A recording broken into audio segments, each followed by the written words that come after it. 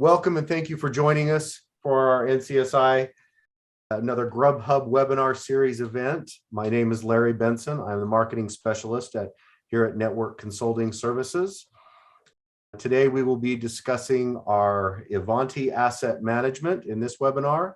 The hosts today are Bryan Hadzik, NCSI Chief Technology Officer, and Brian Hoskins, NCSI Director of Service Management. So we got the big guns on staff today.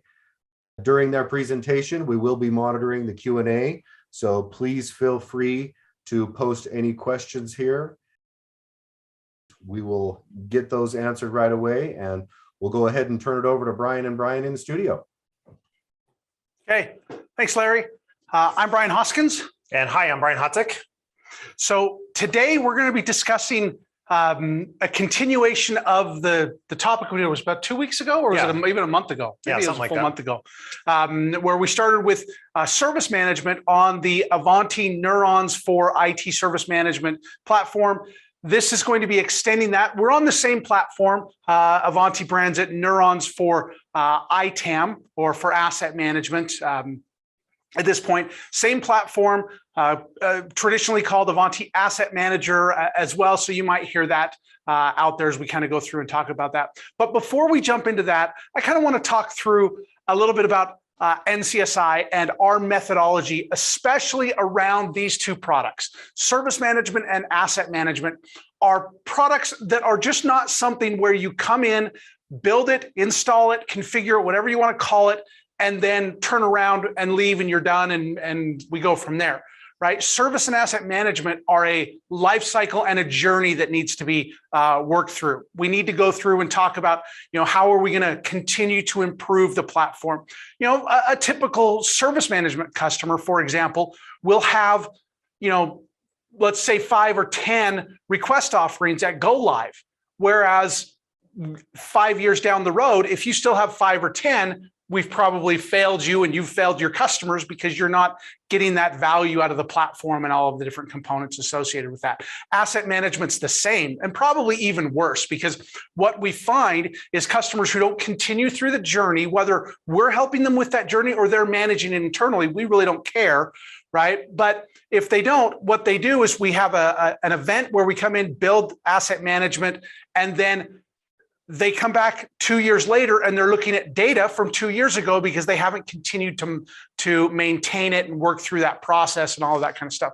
So important to us is the journey that we work with customers on. Yeah, and that's very important. And it really breaks from a lot of what other technology sales look like in IT, where, hey, I've got a problem with security. I go buy some firewalls, I put them in the rack, I turn them on, I configure them, and away we go, and I've extracted my value out of it pretty early on. This is different from service and asset management. We need to look at things differently. You hear us use that word journey, and this is kind of an example up here of what that journey looks like to us. Continual improvement. We need to understand, what are the business objectives associated with it? What have we rolled out into production? What do we need to do to mature to the next level? That's a very, very common thing you're going to hear in both service and asset management, that we can't just come in and say, well, I'm just going to buy this product and the product solves all of my problems. No, I need to put a lot more into it from a thought perspective of what I need to get out of it. What are the business drivers associated with it? But a lot of other products that we implement in IT just really don't have that same kind of flavor. So you need to look at these things a little bit differently. And we're here to help you along that journey of continual improvement. Like you see kind of our journey slide here. Right. So when we talk about journey, the first thing is finding out that business objective. What are the goals? What are we trying to accomplish? What are the pain points that we have as a customer, right? And then we go through a design consulting phase, workshops, figure out how we go through and meet those business objectives, go in through configuration, deployment, and then into a validation phase where we make sure that what we've built is going to go through and meet those business objectives, move that to production. And then most importantly, we start talking about what's the next phase. Again, whether that phase is going to be managed internally or whether that phase is going to be managed by us or have our help along those lines, we really don't care at that point. We really want to go through and make sure that you're using the tool and progressing again. Yeah. So let's go ahead and talk about that. Yeah.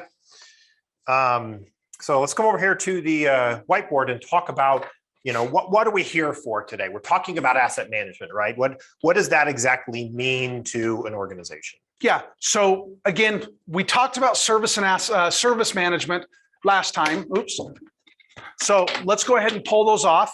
We want to focus primarily on asset management today, right? If you have questions about service management, let's schedule something else, or you can get the recorded webinar from us where we can go through and give you access to that as well. Yeah, it's just on our YouTube page. So you can hit it there and watch the previous version where we kind of went into the details around service management. But today, asset management, that's our focus, right? Okay. So here's the thing. I was on a call, I think it was 2 weeks ago, right before Thanksgiving. Mm-hmm.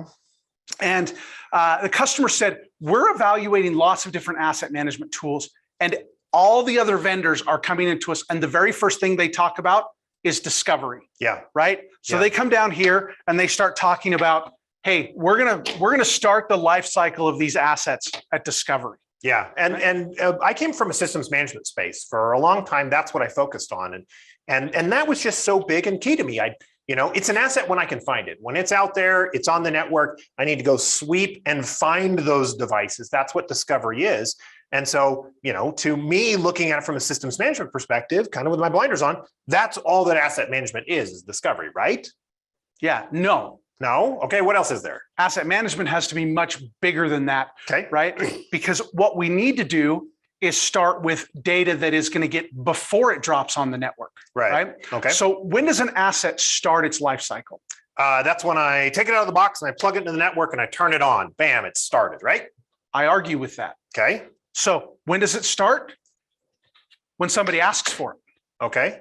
So it doesn't even exist. It's not even a thing yet. It is a business requirement that I need a laptop to do my job or something like that. Right. Okay. So after a request happens, an approval happens. Yep. Right. What do we have to do then?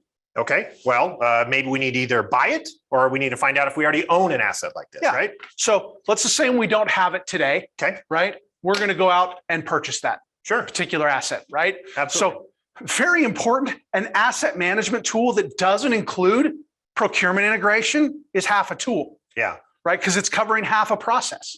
Yeah. Whereas we're talking about asset lifecycle, it's the whole component around here. Is this device even exist yet for us to discover it? Yeah, no, not in this case. It's theoretical. It's all a piece of paper on a purchase order somewhere. It's long before it actually arrives on site and we plug it in and away we go. Yeah. So you just said what happens? Arrives on site, right? So after we purchase it, we're going to get receiving. Okay. And that's an important piece of that, right? Because we purchased 10 laptops. We want to know that we received 10 laptops as part of that different process. You talk about things falling off the back of a truck, right?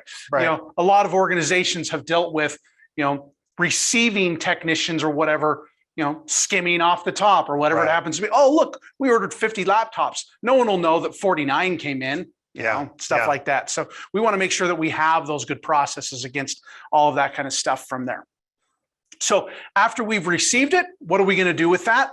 Well, we're going to put it in some kind of stock room, storage closet, whatever you want to call that, to make sure that we're getting all of that kind of information in there. And then we're kind of working that through. So because the device now exists. We even have possession of it, but I can't find it yet. It's probably still in the box or unplugged or something like that.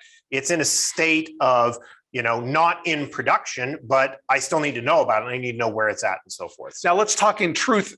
In the real world, a lot of times we don't buy one-offs. Right. Somebody comes in and requests an asset. It's not that we're going to go buy a single laptop. We've probably separated this, and these things have happened by us buying 10, 20, 50 laptops or desktops or whatever it happens to be. And then at that point, we take and say, when an asset request comes in, we look at our stock and we see what we have in there, right? Yeah, we shouldn't be buying more when we already have some sitting on the shelf. Yeah. So especially from a financial perspective, from a CIO perspective, those are the kinds of things they're going to be saying. Why are we buying more stuff? Didn't we just buy stuff last week? Yeah. I need to be able to say, well, absolutely we did. And here's who it went out to. And, better understand what that transactions look like versus just saying, oh, well, we always want to buy more. Yeah. So part of that stock is inventory. Right. Inventory of all of the things that we're going to do there. Now, inventory, I'm going to use in a dual fashion because we have inventory in our stock rooms, right? And these are used synonymously a lot with customers, but I'm also going to talk about inventory down here because it also becomes in another very critical part of asset management. Okay. Right?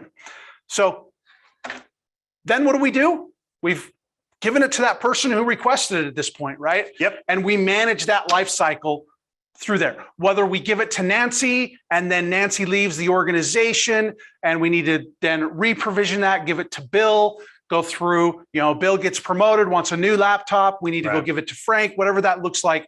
We can go through that life cycle of that particular asset in there. Yeah. And this is in the middle of it. This is where I would traditionally have thought, hey, that's where I'm managing those assets. But there's lots of pitfalls in there, right? There's, people are hoarding. They don't give laptops back when employees quit because they say, oh, I'm going to need this for the next employee, or they assign it to someone else without our knowledge. We assigned it to Bob and then Jim's logging into it. Those are things in the life cycle that can cause challenges for us.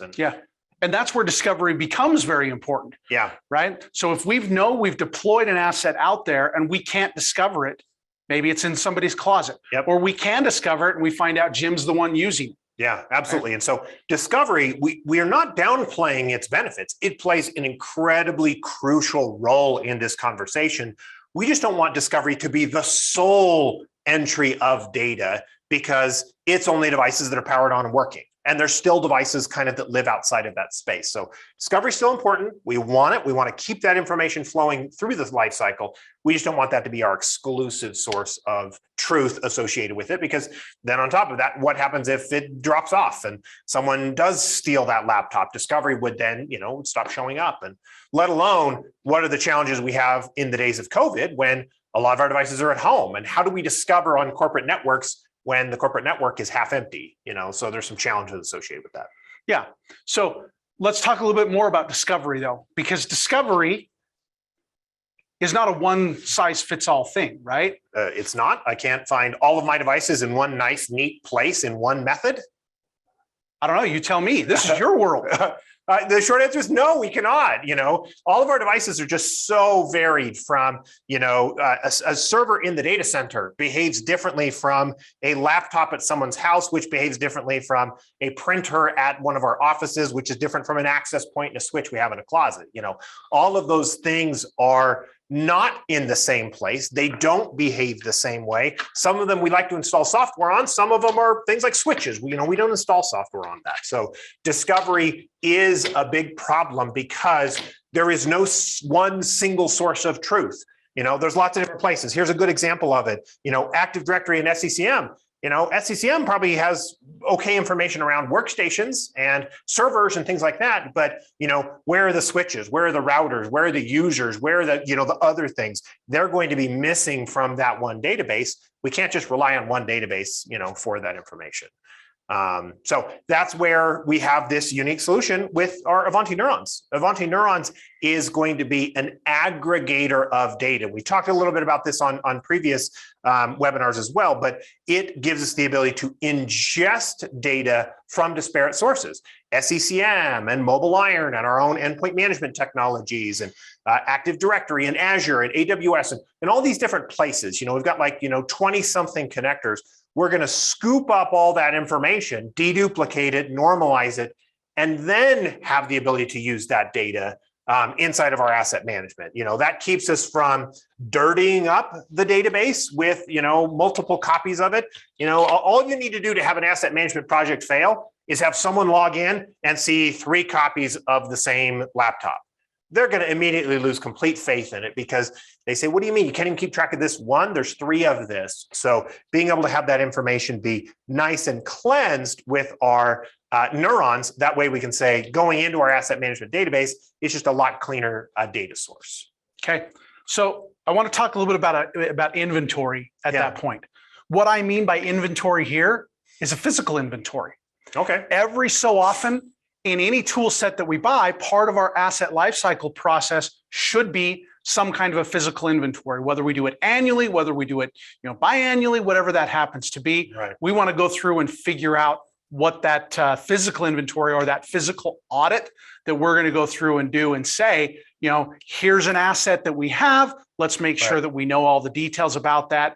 Barcode scanning becomes a big part of that. So somebody can walk in, go get those barcodes, go get that kind of physical inventory, do that kind of stuff. Now, the days of COVID, physical inventory is sometimes a little bit harder because we're not going to go to every employee's house to go through and do that. But an inventory still needs to be done, and we need to be going through and looking at that. So I'm not going to talk about that from a tool perspective, other than you need a barcoding solution, right, to be able to do that in a lot of organizations. And then we need to have it as part of our overall ITAM lifecycle. Yeah. And you talk about that from an overall ITAM lifecycle. We're going to be talking about very standards-based process here when we're talking about IT asset management. So there is a governing organization, the International Consortium of IT Asset Managers. Is that their official name of the organization? Yes. Something like that. Yeah. And they've created these standards to say, this is how you should do it. Kind of like ITIL did for service management, but doing it for asset management. And we're here to help you through this journey. We're going to be talking about a lot of things today. What I found is when I talk to my customers, they oftentimes come back and tell me, I have spreadsheets that are inaccurate today. And you're talking about physically going and touching all of your individual machines with a physical inventory. Not everyone can get to there. We talked about that in the beginning, that journey that we need to go down. As you're watching this, try and grab onto several of these kind of key business drivers that would help solve some of these challenges that you have, and understand that no one's going to be able to go from 0 to 100 miles an hour right away. It is going to be a journey. It is going to be a process. So, kind of keep that in the back of your head as you're seeing this. No one can really, jump into this and do 100% of it in the first 30 days. It just doesn't work that way. Yeah. And so I think an important part of this conversation, though, is so many people and so many tools tackle asset management this way. Yep. Right? Yep. But if you don't have this, you have an incomplete view of asset management. Now, I need to add a couple more things, right? Because we've got to have financial tracking and we've got to have disposal tracking to be able to go through and look at a true full asset management structure. And all of these things also come in to our asset management repository to be able to go through and do that. We compare, contrast, work through this process with what we're getting from here. When we go and purchase, this is where the asset record, even if it's a stub record right here, that's where it begins. Yeah. And then we populate all the other information as we go through its life cycle. And that's very important. You kind of gave the example about, receiving or falling off a truck or things like that. If we're not doing some or most of these kinds of things, it's not really asset management at that point. It's just discovering inventory, which is okay as long as you're okay with you're kind of understanding you're giving up some of the benefits of asset management. But there's always this analogy or a funny saying that I've heard around asset management. Discovering inventory says you have 500 laptops. Look, we found 500 laptops. Asset management is going into the information here and saying, wait a minute, we bought 700. Where's the other 200 of those? I don't know. They disappeared. We can't account for them. So asset management, its goal is to make sure that we account for them, and creating that record very early on helps solve that problem. If we spent the funds, it should be an asset, and then it won't get lost along the way. Or if it gets lost, we're well aware that it got lost, and we can have a better understanding of that. Okay. So now one question I get asked a lot, or I see a lot on this, when we start talking about procurement, right? People have tools in place for procurement. Are we saying that they need to use Ivanti's for that? No, absolutely not. So how does that work? So I already have in my fake company, I've got a purchasing system. We use SAP or we use something else.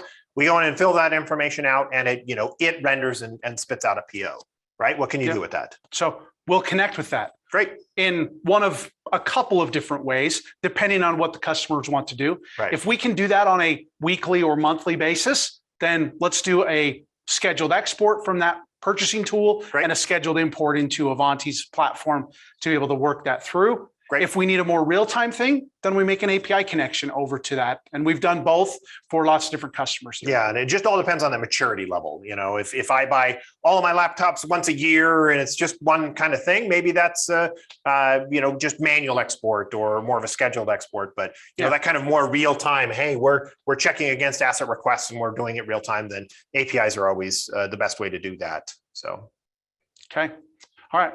Well, let's go ahead and take a look. Great. Let's look at the tool. Let's see. Let's pause for questions that we have. Yeah, and everyone, please keep those questions coming. We want to keep this very interactive and very you know, tuned to what our customers want to see. So, first question here: can you make use of other data sources and normalize it so all the data can be accounted for? We talked about that around Ivanti Neurons. So Ivanti Neurons, it is an optional package with asset management. You're not required to purchase it. We're going to highly recommend it because of that exact thing that you described. It normalizes the data for things like Hewlett-Packard, Hewlett-Packard, Hewlett-Packard Inc. You know, all of those just make noise in an asset management database. We're going to normalize it all down to HP. So just one copy of that. And then we're also going to deduplicate it, because if you think about it, a system might show up in Active Directory, in VMware, in SCCM, and you know, some other tool. It might show up 4 times. I don't want to import that information 4 times. I want to have a single copy of that. So we have an algorithm in the Neurons platform that's going to deduplicate that down and say, no, this is one device that I happen to find, you know, 4 times. So absolutely, with the Neurons package, we can do that. All right, another question here about cloud resources. Well, absolutely. So that same Neurons thing that I'm talking about, it can connect to non-traditional data sources. You know, we have things like an agent. I can put an agent on a laptop and send it home with a user, and I can keep tabs on that user. That's pretty straightforward. But what about an AWS instance? Well, that's up in the cloud. It's not on my network. I don't have access to it. Is it still an asset? Well, geez, I'm paying money for it. You know, it's something I probably need to know about. So inside that Neurons platform, we absolutely have connectors to things like Azure Active Directory, AWS, that we're going to plug into those and scoop that information down so that we can have it part of our inventory. What about my virtualized environments? All my servers, the physical servers almost don't exist anymore. Yeah, right? No, good question. So oftentimes we think about those, you know, hey, I'm going to put an agent on this laptop and I'm going to send it out in the world. And that makes a lot of sense. For things that go home, those are hard to keep tabs on. So our Neurons agent doesn't require VPN. It doesn't require anything other than an internet connection. But, you know, go to your server team and say, hey, I want to install an agent on your 400 servers that you have here. And they're not going to like that, you know. So we have some really cool plugins into things like VMware. So, you know, a lot of organizations, they run VMware on the back end in their server environment. We can point right at the vSphere instance and index all of it, the physical servers underneath, the virtual servers running on top of it. And I don't need to do that with anything more than an API connection. So I'm not burdening the end server by doing that. I don't even have to tell the server admins that I'm putting an agent on, because I'm not. I'm just talking to the vCenter API and getting that information back. So good question. Okay. All right. So let's kind of introduce the tool as we kind of go through from here and talk a couple of different things. So you'll see I'm logged in here to our asset management solution. I'm at a current role of asset administrator. Now, if I were to switch my role over to some other view like administrator, you'll see it will redraw. And now you're seeing things like incident, service request, change. It's all the same platform for here, but we're going to focus on asset management today. So when I select that asset administrator or any other asset focused roles, we go through this, we're going to be seeing those different pieces here. So here we look at our asset administrator. Our home is going to be where all of our dashboards are going to be. Reporting becomes a very critical piece to the platform and all that we're going to do and everything that's a part of that, right? We can start to see the different assets and the different components associated with this. If I come up here and open up my hardware assets, we can come in here and start to see all of the different asset structures that we have and all of the different asset types. You'll notice we have computer, we have general asset, I have infrastructure asset, I have mobile assets, I have peripheral devices. I can see all of those different components from here. If I were to jump into, let's just take our server list and say, I'm going to go look at this depot server that I have from HP. It's a ProLiant DL380. So let's go ahead and look at this particular server. Now we're going to find some information about the server itself. Very important is this serial number, right? That serial number becomes the value that is that primary key so that we can do that normalization process on that deduplication process, and we can federate data from all of the different data sources about this server. We might have information from AD. We might have information from neurons. We might have information from a SolarWinds or something along those lines that we want to put in against this particular server. You'll see here, then we have our asset subtype. Subtype is very important because that's where we're going to go through and start to control some of the individual pieces that are there, right? So we have computer is our parent type.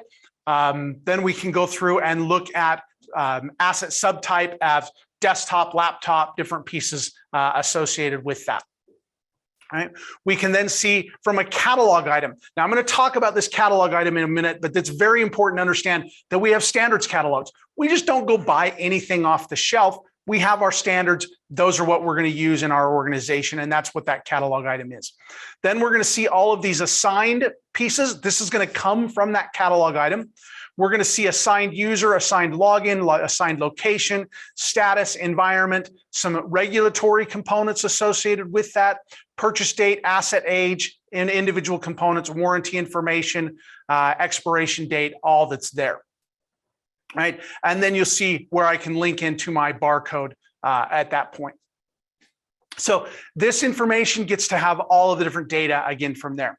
Looks like we got another question have come up. This is, yeah, so it's talking about integrating with something like PeopleSoft. Can we get that information and the cost of items and display them from like a purchase order perspective? And the answer is yes, we can. We'll jump into purchase orders here in a second. And kind of a follow-up to that is, what do you do if we don't know the serial number at the time? And that's a very interesting question, because we don't know the serial number at the time of purchase. Sure. Because the device maybe doesn't even exist yet. It hasn't even been built in the factory. So serial numbers are non-existent at that phase. And that's why we use the term stub record. A stub record is an example of an asset that is created in kind of like a holding queue, that we know that the asset exists, we paid for it. However, the very important thing of the serial number is not known yet. You know, and so we store them in that special stub record. And then the whole concept of receiving is someone marrying the real serial number to that stub record. Most manufacturers these days, they put the serial number on the outside of the box as well. So, you know, at your receiving location, maybe you have barcoding scanning at that point, you know, you scan it, it pulls it up and you say, okay, I am taking this serial number, tying it to this stub record. And then the two are married. And we would know if they never got tied, that would mean that, you know, we made a purchase and it never showed up. And then if it did get tied, then that's just in the journal saying, you know, here's where this came from. Yeah. One more question here. What about devices that don't have serial numbers? If you want to answer that, like keyboards and mice. Yeah. So then we have the concept of a consumable, right? When we don't want to keep track of it from a serialized perspective, then we just track from a consumable. It can be linked to an asset if we want to link it to that asset. So a keyboard and mouse could be linked to an asset associated with that as a related component that's there. But then we would just go through and track it as we have X number of quantity on hand, but we're not going to track each one as an individual serialized basis. Now, there might be things, some customers use this to track something like a desk or a chair, or things that really don't have serial numbers. Then we have to go through and look at, you know, we use something like our asset tag that becomes our serial number as well. Yeah, you can track non-electronic assets with this tool. The discovery is going to be missing because we can't find a table via IP address yet. But you know, there's no reason the system couldn't do it. It would just have a blank discovery data. So we've had organizations track those kinds of assets, and you know, it's not a problem. We use that serial number as kind of the unique identifier. We could just convert that over to, you know, an asset tag, or have the asset tag be part of that serial number, something like that. So great questions. Keep them coming. So here you're again looking at the structure of our asset. This is all information that's going to be coming in from our procurement records or other components that are there, right? Our catalog item, assigned user, that's the life cycle that's populating that. We come in here and look at purchase information, warranty information. All of those kind of things are going to be coming from our procurement side, less so from our discovery side. Now, maybe warranty, we have a connector over to go pull in warranty information from certain manufacturers, and that can get automatically populated from that kind of API call. But I wouldn't call that discovery. I would call that lifecycle or workflow that's going to be there.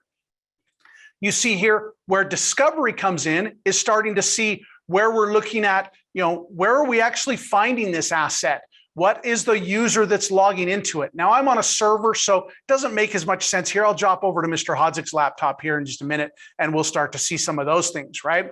But you can see things like this, IP address configuration, CPU information, memory information. All of that's the stuff that's going to come through discovery. While important, certainly not a holistic view of everything that we're seeing from there.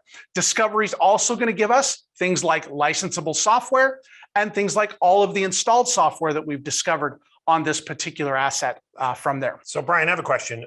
What does licensable software mean? What is licensable versus installed software? So licensable software means that over here in our software assets, we'll talk about that here in a little bit after we go into contracts, software assets, we've defined that as a software that is looking for a license to be installed.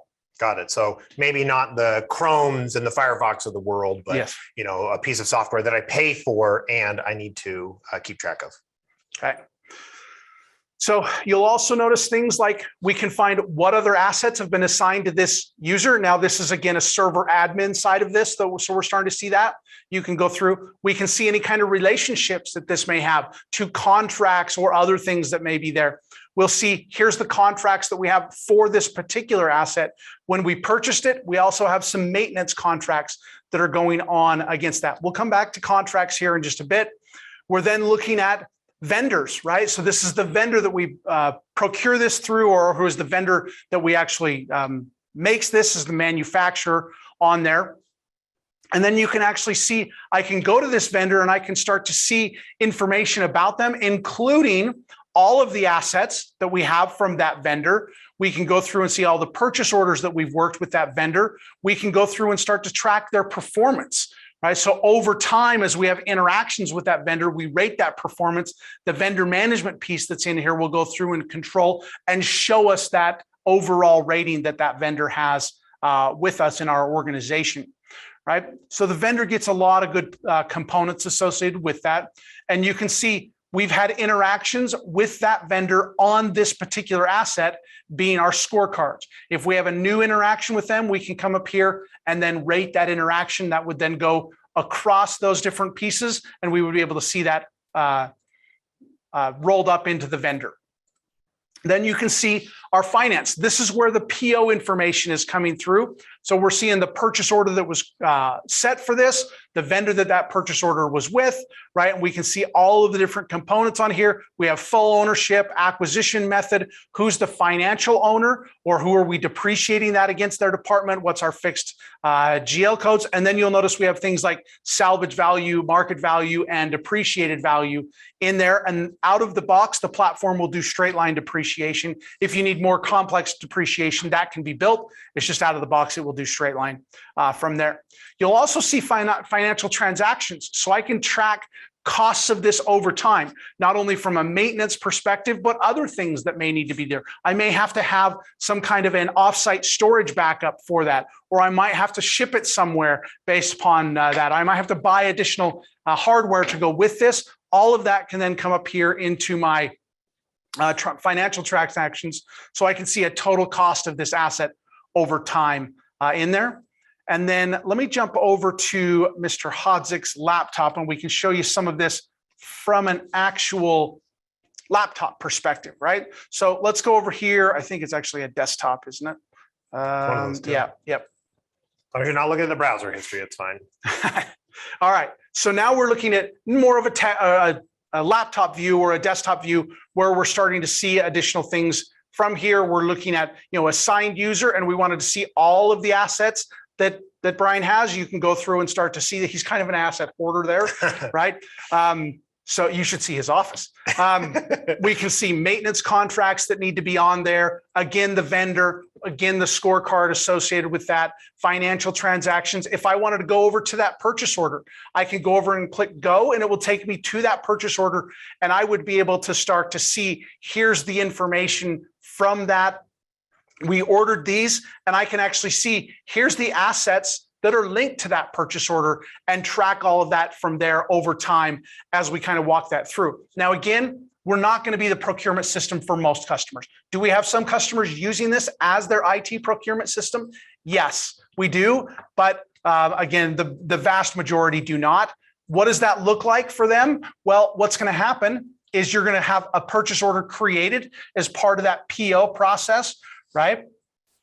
So this would be happening either through the API or through that CSV import export process. Let's just go ahead. Yeah, there's many ways you can do this. We'll show you kind of the most manual way right here, where a human being is, they're not creating a purchase order, really. They would just be inputting what the purchase order was that was created by our, PeopleSoft or SAP or whatever that is.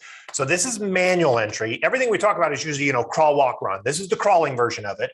The walking version of it would be importing with CSV and things like that. And then the running would be API. So this is just manual creation. So this creates the record. And then very importantly, I want to talk about, now that we get this PO, now we start adding line items to the actual PO. We can sit in total cost, invoice cost, all of this stuff can get calculated as we go through and come up here to the line items and say, we want a new consumable, we want new facilities, we want new hardware, we want new software. Well, let's go ahead and select a hardware. Well, now it says, well, what catalog do you want to do? Well, it's going to go out and say, what do you want to get? Well, I want to go ahead and order a Dell Latitude E470, right? And then you can see it goes through, it brings in all of the different pieces that are there. Looks like I picked one that didn't have a cost allocated to it. But if it had a cost, it would also go through and show me that. And if I wanted more than one quantity, I can go through and do that from here. Goodness, I cannot type. So notice this little part right here where it says create asset. That's the important part I want you to see from here. I go ahead, well, let's put some cost into this, right? Yeah, and that create asset, that's the magic button to create that stub record you've heard us talk about. So now that asset, even though it's not real and the vendor doesn't know I've bought it and it hasn't left the factory, it now exists as an asset inside of my asset management system. It's just simply in the state of, I am waiting to receive this device and I don't know the serial number yet. Yeah, and it takes a minute or so, but that will show up here as an asset as we kind of go through, submit that and let that workflow kind of process. It will create that stub record right there. Yeah. So a couple of questions here, asking questions about kind of a two-part. Can we track the warranty information? Let's start with that. Sure. Yeah. Warranty was right back here on that details.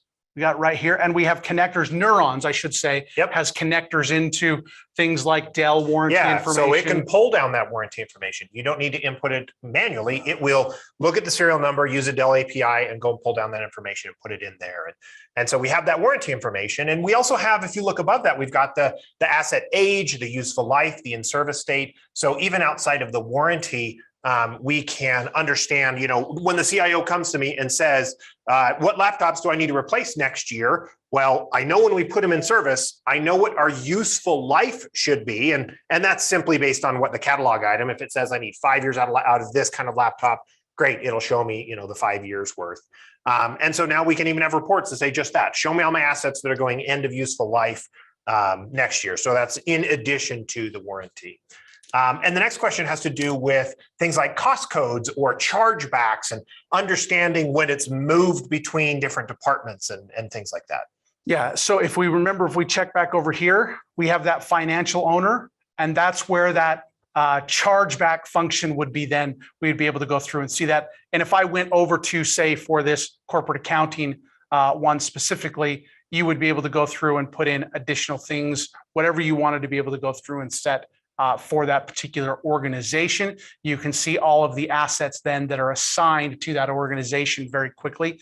And if you need to do chargebacks or whatever it happens to be, you would be able to do that right there. Chargebacks, showbacks, all of that, because we have the financial information, it's right there. We understand the financial owner. we've tied that to usually a business unit, and then we have the assigned user. So all depending on how you want to understand that, we can show that from a chargeback, showback perspective. And then every time we do a transaction, it's stored in the journal, the inventory transactions associated with it. So I can tell you exactly this laptop was received on this date, then it was sent to that department, then it was this department over there. All of those are going to be in the inventory history.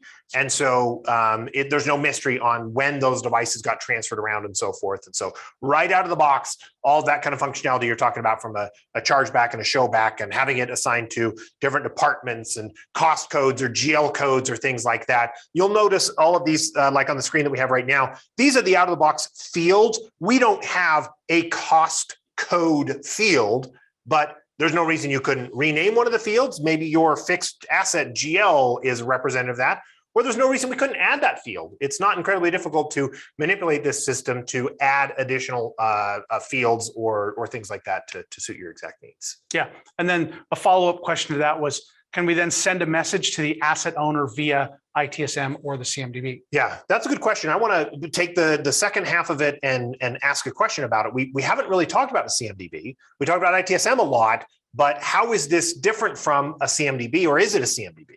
So a Cmdb talks about an asset being used by somebody to access a service. Right. And so whether a laptop is an asset or a CI, well, yes, it's both. Right. But it's only a CI while we're giving it to somebody and they're using it. When it's sitting in stock or it's disposed, it's an asset, but it's not a CI. Yeah. So yeah, there's some nuances there, and I don't want to spend all the time to be able to go through and do that, but we certainly can. With anybody who wants to have that conversation, we can do that. But to follow up on the question was, can we send messages? Absolutely. We can send automated messages. Right. Let's just say there are users coming, the user has a laptop that's coming to its end of lifespan based upon that component. We could actually send a message to that user and their manager and say, this asset's coming to end of life. Do you want to request a new one? Right. What does that look like? Or, hey, we're having different components, different teams get involved. Or we could send a message every month to an owner of the department, say, here's all of the assets that are being, build against your department, kind of a structure. Yeah, you mentioned early on that this is built on the same platform as service management. So all of those rules and business rules that we've created and workflows and logic and approvals and notifications, all of those are there, meaning we can create that kind of system, however we want to. And since we're built on top of that, if you already have a Cmdb through the Ivanti Service Management platform, this is just an extension of that. We just are expanding upon it. If you already have a Cmdb with another vendor and you just want to do asset management with it as well, that's okay as well. It's whatever makes the most amount of sense with you. Okay, so the next question is there an API available so that we can grab inventory out of the tool, get the attributes, fill in variables, owner email address, all of that kind of stuff in there? So the answer is absolutely. We can create, we can update records, we can pull records all through the API. So there's a full API available to be able to go through and do all of the different platforms. Yeah, so if you have some other procurement system, some other system, it can absolutely modify those records via that API, and not through the API, but just simply through our discovery. Some of those attributes are going to be discovered. If those, who's logging into it, what is the email address of the owner? We might be pulling that from Active Directory. We might be pulling the discovery information from SCCM as an example, and we can help kind of marry those two on the back end. So it kind of depends on exactly where that data is coming from. If it's your standards, your Active Directory, your SCCM, things like that, it's probably just an out-of-the-box functionality. If it's, we have this other tool that's maybe not as common, then we probably need to wake up that API and have that be, a bigger part of the process. Yeah, so we can do that. Next question, and we're getting lots of good questions. This is great. So can we create or add new assets via bulk import? Yeah. So we have a full structure to be able to do that. And we actually have templates to help you build those bulk import components that's there. And you can manage all of that different components as you go through at that point. Yeah, so absolutely. Yeah, and a lot of customers are going to have that. So we're talking all this great theory. Well, it would be awesome to have all the procurement records and have that help create our records to start with. a lot of my customers, when we start, they say, it's a disaster currently. I don't know where I bought these laptops from 3 years ago. That was someone else. All the people have turned over since then. I can't go and make those. And so having them created from discovery might be something that we end up doing, where we actually create those records when we discovered them because we have poor procurement data. And things like that. So bulk import from lots of different data sources, but then also potentially from discovery, and then from now on we can do it the right way where we should be importing them via the purchase information. That's a lot of ways we get our customers through that journey, is kind of having to accept some certain facts today that we might have bad information about the past, but then trying to improve it going forward. Yeah. So the next question came up and says, so they're using Sharewell for their CMDB. Will this integrate into that? Yeah. Right. So the answer is today, there's no native integration. Sharewell acquisition is still fairly new. Yeah. But I do know that the Neurons connection is going into Sharewell. I think in Q1 of next year is when they're planning for that build to be done and released to production. So the Neurons connection for Sharewell, which will then allow all of this to happen, is in the works. Yep, absolutely. So, and we can take your information offline and follow up with you specifically about the exact timing on that. Okay. So a couple of other things that I want to point out as we go through. We talked about the product catalog. Product catalog is that very important standards catalog. Now, again, I'm in a demo platform. So you see I have something like 120 different hardware standards. Well, that's not realistic, right? But your organization, you might have maybe 10 of those that you're going to walk through and use from here. So an example, let's go look at this MacBook Pro. All right, so I have this MacBook Pro. Here are the components. It is an approved asset type in my organization.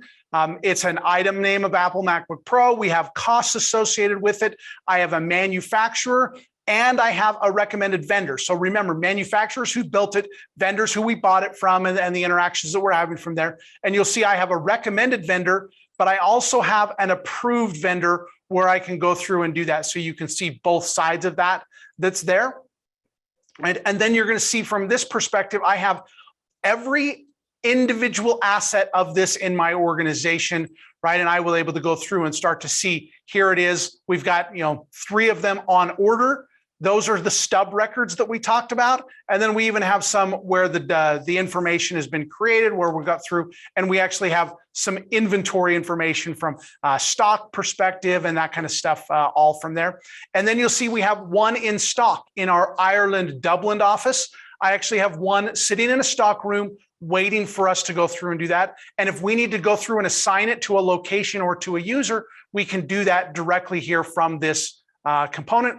You'll see I've got 4 asset components that are on here where you can start to see some of the different records that we've done, where we've created that purchase order. It's created some of those stub records and they're either in the on order or they've been approved, but we haven't received those assets at this point on there.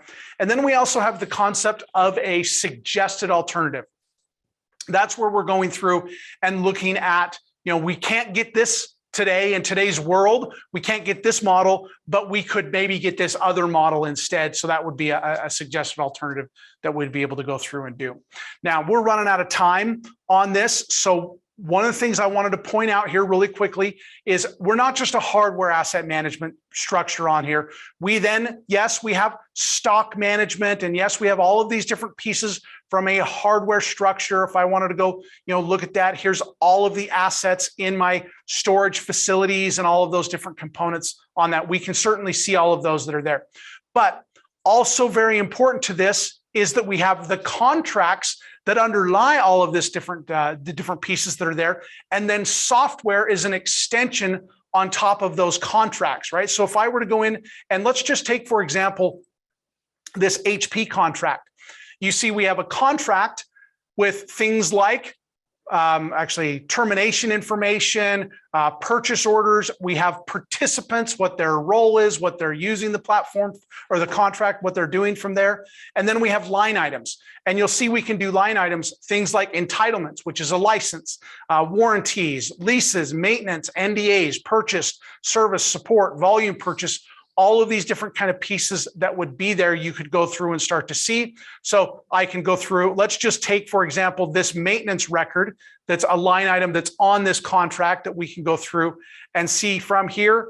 You can look at that and see all of those different pieces, the process. Here's the termination for that maintenance. I can see which assets this applies to, and we can be able to go through and work with all of the different details on there.